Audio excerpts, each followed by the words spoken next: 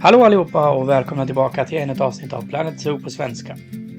Idag tänkte jag att vi skulle bygga ett hägn åt älgar, men först tänkte jag att vi kollar lite på vad jag har byggt sedan senaste avsnittet. Jag har byggt lite vägskyltar och förfinat min entré. Jag har byggt en liten polisstation med lite efterlysningsskyltar på folk som har stulit saker i mitt zoo.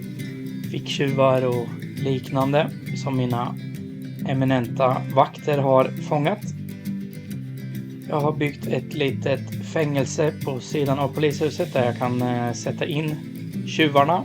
Det är en liten bit väg inne i finkan och då kan de inte ta sig ut utan står där inne och är ledsna och skäms. Jag har byggt en vägg med informationstavlor som löper längs med hela platån där mina djur finns. Och jag har byggt gjort i ordning entrén på andra sidan också. Då går vi över till att bygga ett hägn för älgar. Och eftersom det här ska löpa längs med de andra hägnen men måste vara lite större, så börjar jag med att bygga en barriär för att veta hur stort hägnet blir och se till att det räcker för älgen helt enkelt.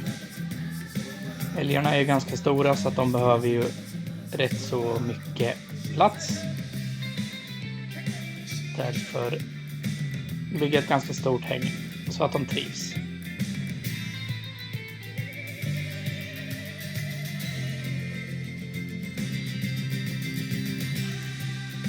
Jag har ju sedan innan byggt en platå för mina utbildare så att de kan stå och prata om djuren. Så den bygger vi in naturligtvis i hägnet. Och sen gillar jag att sätta ut vart dörren ska vara innan jag sätter ut dörren, för då kan man passa in den mitt i dörrhålet. Lite svårare om man bygger porten först och sen ska sätta dit väggdelar. Så det är bättre att bygga väggdelarna och sen sätter man porten ut efter vart öppningen är så att säga. Det gäller bara att ta in gränsen för hägnet så att det inte lyser något gult längs med väggen, vilket betyder då att djuren inte kan rymma. Är det lite gult längs med väggen så kommer det komma upp lite då och då att djuren har rymt fast de kanske inte har det.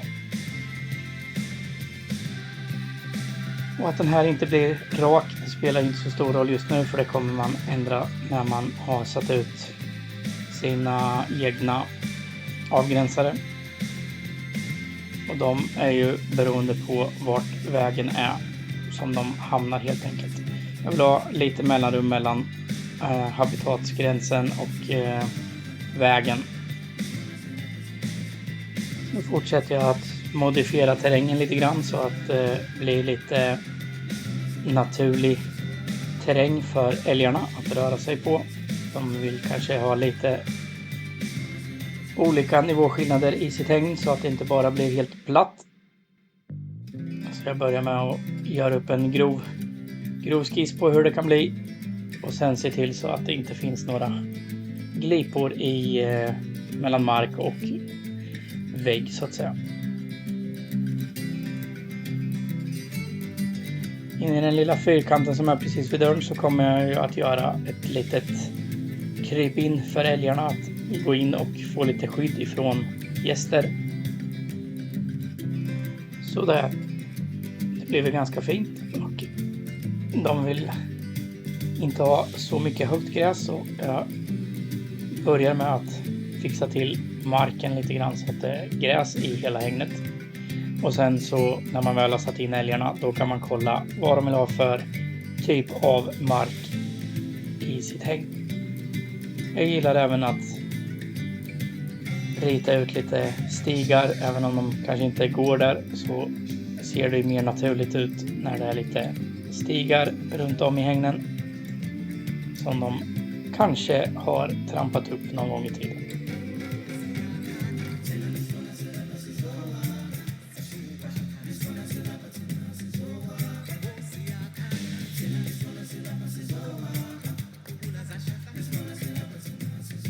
Sen är det dags att sätta in mina älgar. Bara för att se vad de vill ha för typ av natur innan jag bygger upp avgränserna ut mot vägen. Så nu kommer det ju stå här att älgarna kan rimma. Men när jag väl har fått in mina älgar så kan jag ju bara pausa spelet, så kan de inte rimma. Och sen bygger jag avgränsaren för hela hängnet på den här sidan.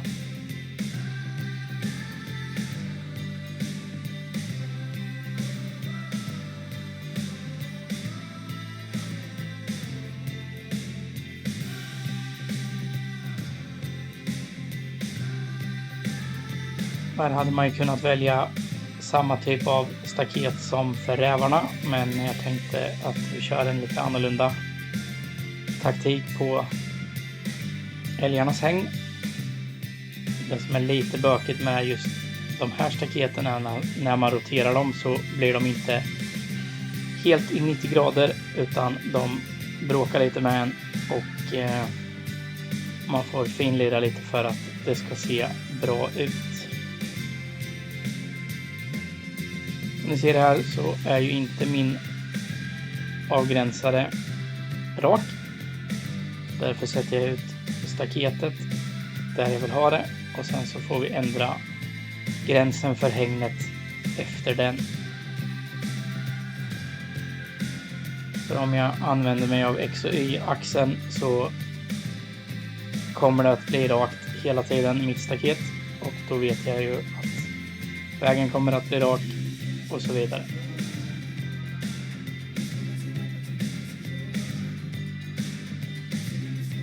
Det är lite bökigt med att terrängen inte är helt platt.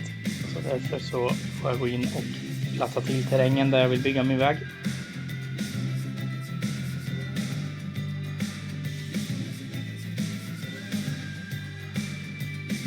Det är lite enklare att bygga vägen när marken är rak än när det är massa kullar och så vidare.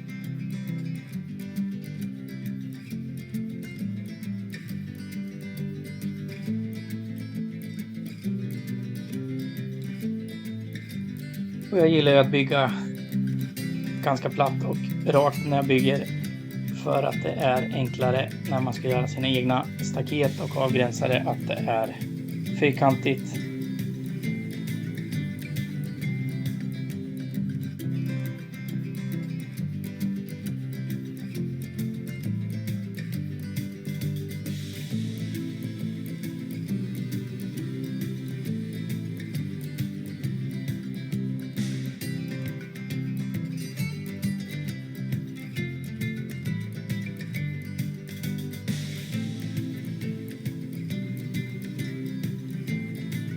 Det är även att sätta in lite envägsglas just för att gästerna ska se djuren lite bättre och djuren inte ska bli skrämda av gästerna hela tiden, så kan de stå bakom envägsglaset och känna att de är lite mer trygga än när de står fullt synliga i de här trästaketen.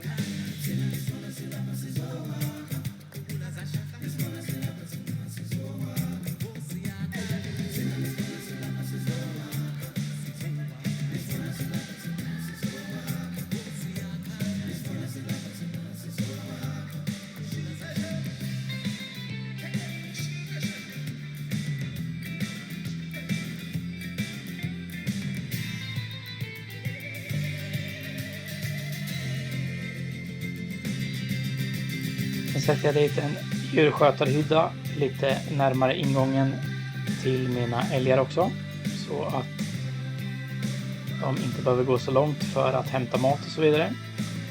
Och sen flyttar jag även med en transformator så att jag har el till den delen av sot.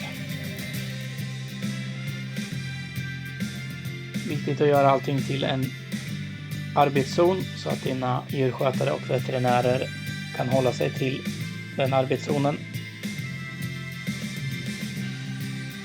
Då jobbar de som mest effektivt om de tillhör en zon än om de ska springa runt och gå in i alla hägn i hela parken. Sen är det dags att flytta in lite mat- och lekstimulans till älgarna. Hålla koll på så att det står att den är tillgänglig hela tiden. Om du sätter in saker i byggnader, till exempel som här när jag gömmer halva stolpen, så att det ändå står att älgen i det här fallet kan använda sig av matstimulansen.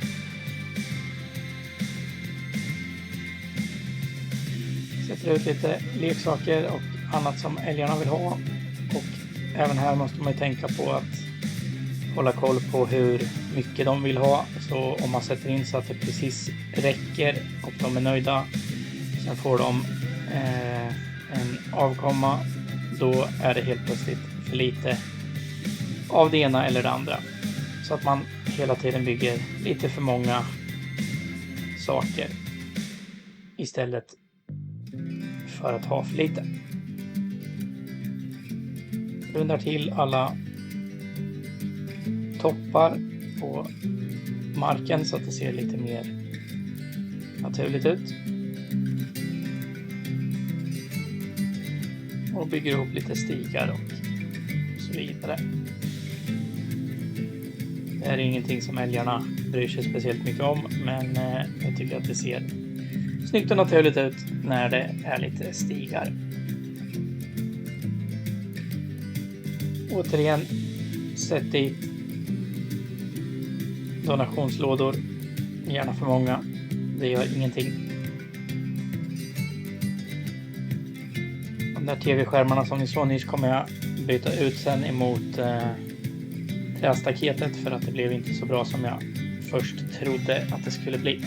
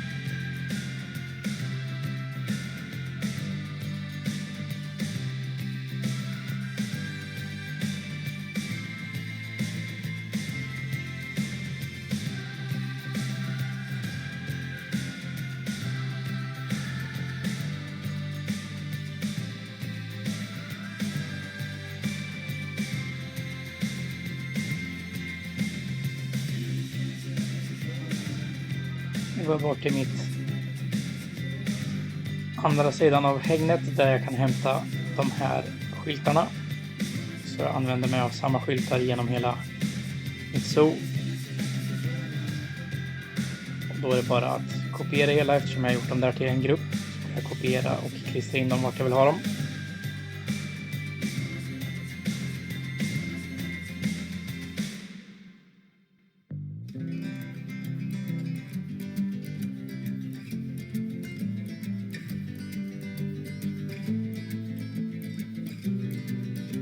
Om man inte vill använda sig av högt gräs via terrängknappen för att djuret kanske inte vill ha mer högt gräs än vad som redan finns, så är ju det här buffalogräset väldigt naturtroget och bra att sätta ut i sitt hägn. Och älgarna, precis som rävar och vildsvin och grävling och så här, de kan ju ha väldigt mycket grönska i sitt hägn, och man behöver inte oroa sig för att det ska bli för mycket när man sätter ut det här. Och där finns ju lite olika varianter. Det finns både torrt och grönt. Det torra är lite mer brunaktigt, och sen finns det grönt buffalogräs, och sen finns det en hel uppsjö av blommor som jag kommer sätta ut senare i hägnet, så att det ser ut som en gammal skog, så att jag får den känslan som jag vill ha på den här delen av mitt zoo.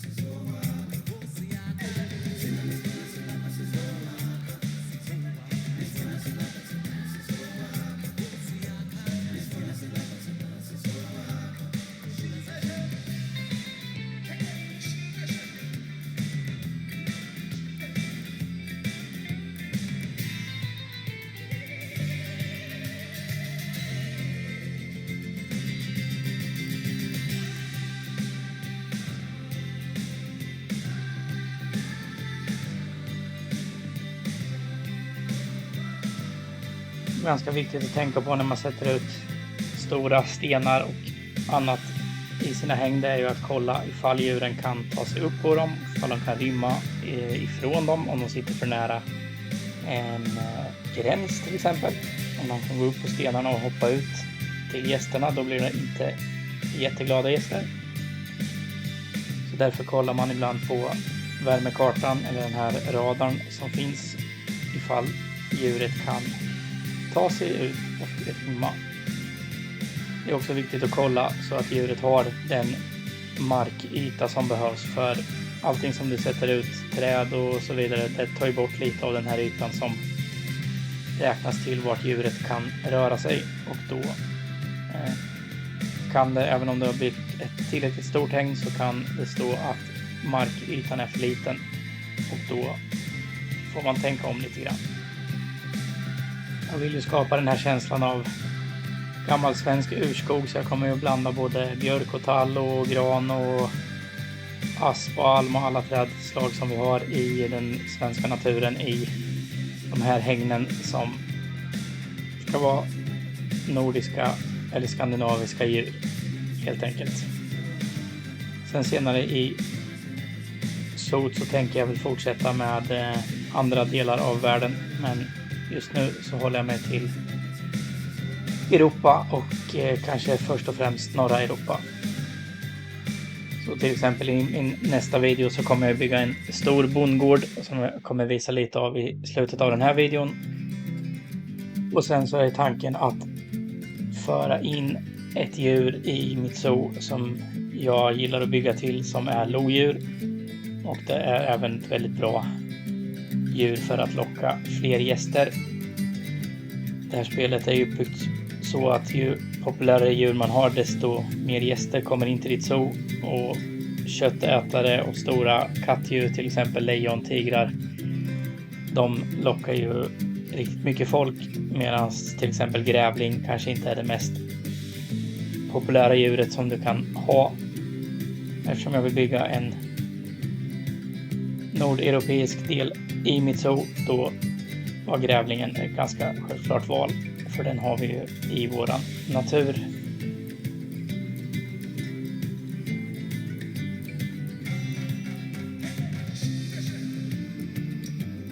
Sen gillar jag ju att bygga in mina vägar så att det blir lite finare väg för mina gäster att gå på, och det är ju bara en takdel som man sänker ner så pass långt så att det inte blir konstigt när gästerna går och fötterna sjunker in i golvet och så vidare. Sen tycker jag att det fattas något på min lilla åskådarplattform för att det ska se naturligt ut, så jag vill sätta dit ett ett litet räcke. Precis som det brukar vara på zoo, att det är en gångväg och sen så är det ett litet staket som visar gästerna att här får du inte sträcka dig över. Och därför bygger jag in ett sånt runt hela min gångbro, eller den här visningsplattformen om man säger. Så alla djur kommer få samma staket runt om.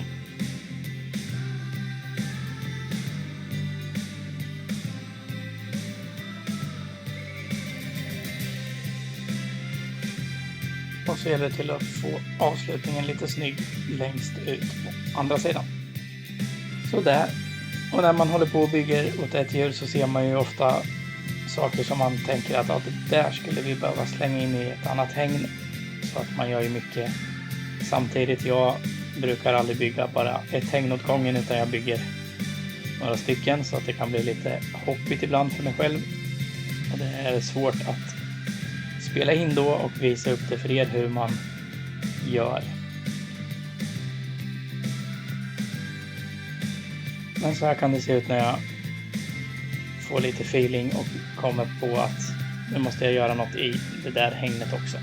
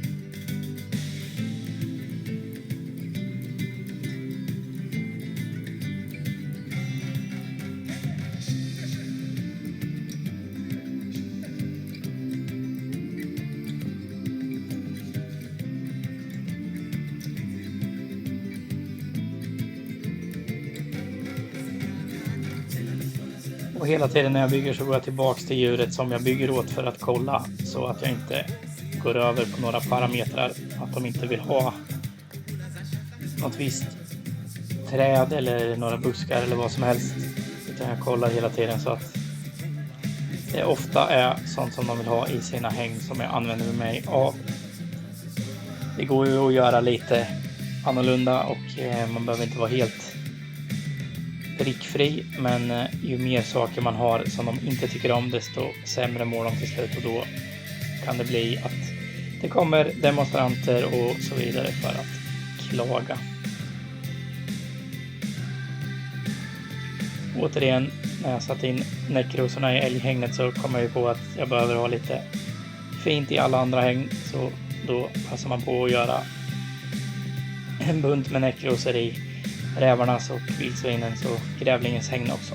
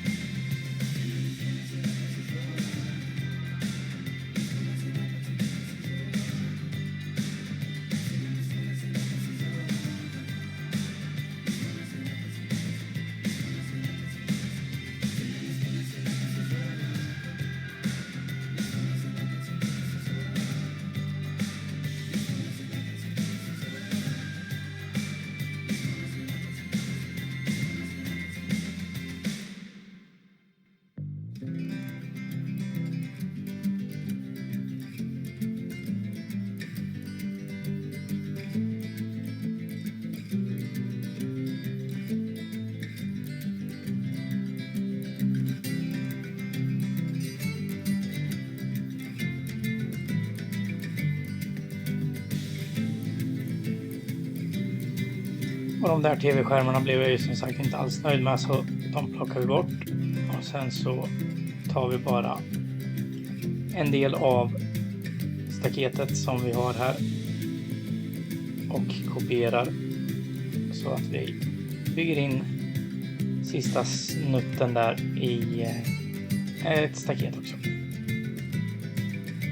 Tycker det är lite snyggt att hänga på lite murgröna och annan växtlighet på de här staketen för att få en liten naturlig touch på det hela. Samt att man styr lite vart besökarna ska stå och titta på djuren.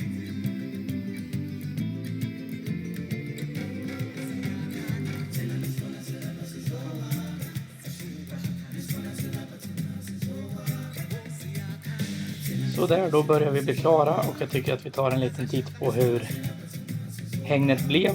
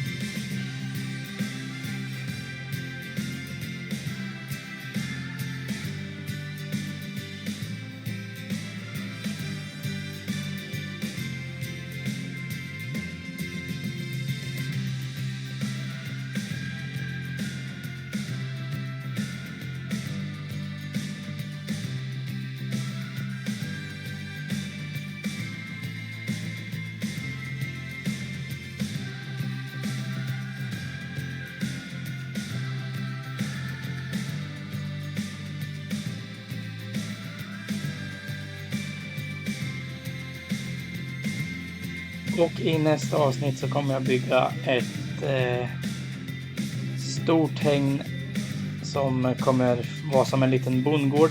Det kommer vara kor och getter och får. Det kommer vara ett hägn där gästerna kan gå fritt hur de än vill när man sätter in handtvättar till sina hägn. Då kan gästerna lämna vägen och gå in och klappa djuren och gå precis som de vill igenom ditt hägn. I den här bondgårdsdelen så kommer jag även bygga en ganska stor restaurang med en stor uteservering. Jag kommer bygga toaletter och utbildningsställen där mina djurskötare står och berättar om vilka djur som är i hägnet och de kan få chansen att titta på djuren på nära håll. Så allt det här kommer vi gå igenom i nästa avsnitt.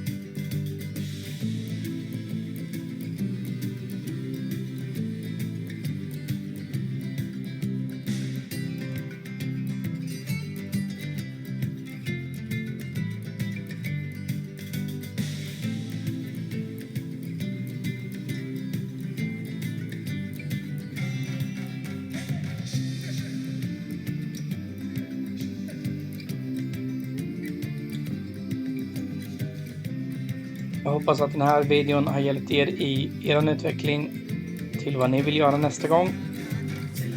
Gilla gärna och kommentera videon. Följ mig så plingar det till nästa gång jag lägger ut någonting. Tills nästa gång, ha det!